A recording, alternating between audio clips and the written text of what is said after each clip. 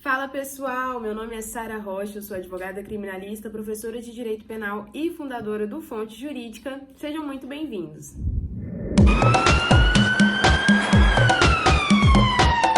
Vamos falar sobre o artigo 19 do Código Penal, que fala sobre a agravação pelo resultado.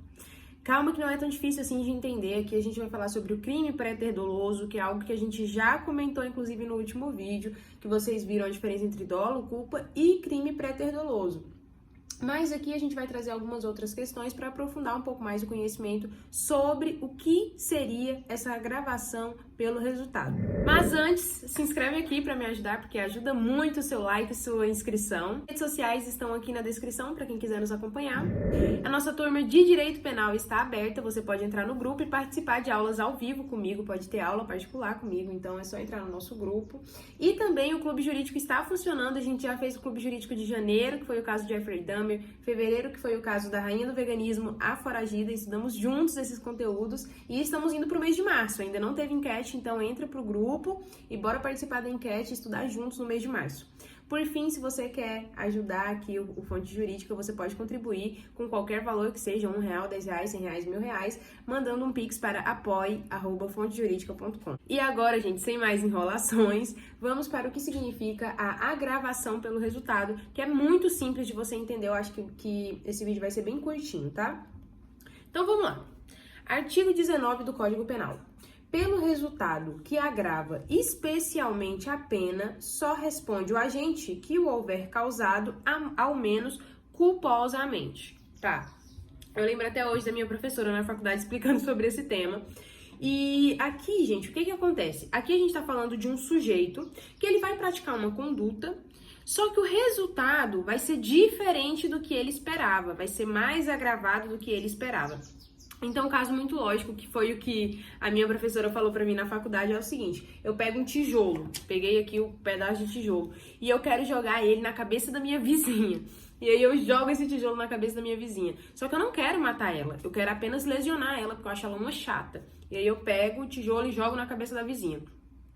Eu não tinha intenção de matá-la, eu tinha intenção de lesionar. Só que bate especificamente num lugar aí da cabeça da vizinha e ela cai e morre. Nesse caso, eu queria apenas lesionar. Eu não queria matá-la, mas o resultado foi mais agravado do que a conduta que eu tive. Entenderam? Então, se isso acontecer dentro do nosso Código Penal, o que a gente entende aqui dentro do Código Penal? A gente entende que a gente só vai culpar essa pessoa, né? Ela só vai ser punida por esse fato agravado se ela teve algum tipo de culpa para que isso acontecesse, ou culpa ou dolo para que isso acontecesse. Entendeu? Se ela não teve nada a ver com o que aconteceu posteriormente, aí a gente tá falando daquele artigo do Código Penal que a gente falou da superveniência da causa posterior, né? Então a gente tá falando disso. Agora, se eu não tive nada a ver com o que aconteceu, agora, superveniência da causa independente, não sei o que eu tinha falado, mas é disso que eu tava falando, tá? Então, se eu não dei causa para aquilo acontecer, é disso que a gente tá falando. Agora, se eu, de alguma maneira, dei causa para que aquilo acontecesse, então, nesse caso, eu vou responder sim pela ação que eu fiz, pela conduta que eu tive. Então é isso, gente. A pessoa vai responder somente se ela teve algum tipo de culpa ou dolo naquele resultado. Se ela não teve, ela vai responder somente pela conduta que ela gerou, tá bom? E aí, a gente tem quatro tipos de teoria onde a gente vai aplicar esse instituto. E a primeira possibilidade é quando eu ajo com dolo na conduta e culpa no resultado. O que significa? Que a gente está falando do crime pré-ter doloso, que é o que a gente já falou ali no último vídeo, né? Então, eu quero fazer... É exatamente o exemplo que eu já dei para vocês. Eu quero acertar a minha vizinha, só que eu só quero lesionar ela. E aí eu vou e jogo a telha e bate na cabeça dela e ela morre.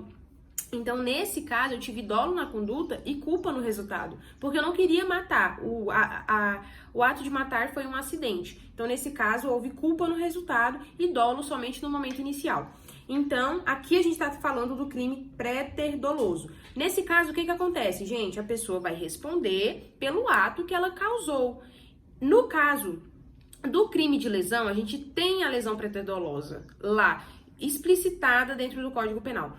Para que a pessoa seja punida por um crime pré-ter doloso, isso tem que estar previsto no Código Penal, tá bom? No meu caso, qual seria a punição para o crime que eu cometi? Seria o crime de lesão com resultado morte, porque isso está expresso no nosso Código Penal. Então, a gente poderia puni-la desta maneira, tá bom? Bom, gente, a segunda possibilidade seria quando eu ajo com dolo na conduta e dolo no resultado.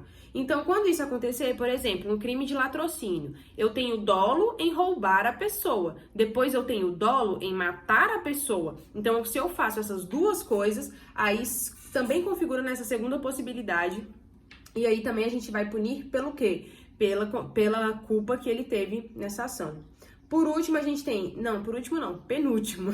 A gente tem culpa na conduta e culpa no resultado, que o exemplo clássico que todos citam é o artigo 258 do Código Penal. Lá, se você ler esse artigo, vai ficar bem claro para você, porque a gente está falando de um crime de perigo comum. Então, existe a culpa no momento de você não pegar o material de salvação e depois existe a culpa novamente pelo resultado de morte. Então, existe a culpa duplicada. É quase impossível desse crime acontecer, é muito raro esse crime acontecer, mas fica aqui o exemplo para você poder entender bem a situação. A última situação, gente, é a culpa na conduta e o dolo no resultado. A situação clássica do atropelei alguém e fugir, né? Então aqui a gente teve a culpa na conduta, porque eu atropelei sem querer, não foi porque eu quis, né? Foi um resultado culposo. Entretanto, a minha fuga foi dolosa, foi com intenção, foi com vontade e fiz. Então, a gente configuraria também o instituto aqui dentro desse... esse instituto aqui dentro do artigo 19 do Código Penal, que tudo geraria a agravação pelo resultado.